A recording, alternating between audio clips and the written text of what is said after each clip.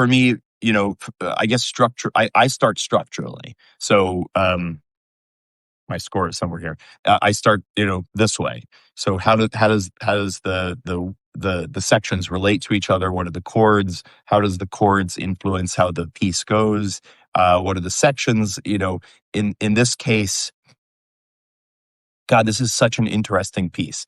And I assume many of the people that would hear this conversation would have an understanding of how pieces are built, kind of like the typical song form, verse, chorus, bridge, something like this. That we so often in the music of classical symphonic repertoire from this time period, a first movement is in sonata form. You have a theme, then you have a second theme, then they get mixed around and developed, and then it comes back and we're back home and we have those first themes again, and then maybe there's some type of coda.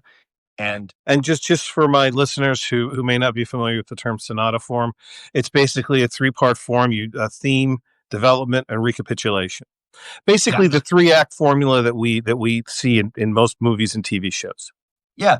It's a nice little sandwich. It's like, you have the bread, then you have some stuff in the middle, and then you have another piece of bread.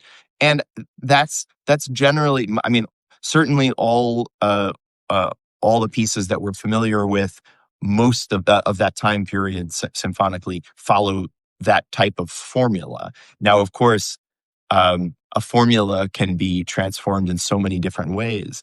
And what's interesting about this piece, and different than most of the symphonies around this time, not all of them, but is that Schumann asks us to go one movement into the next movement, into the next movement, into the next movement.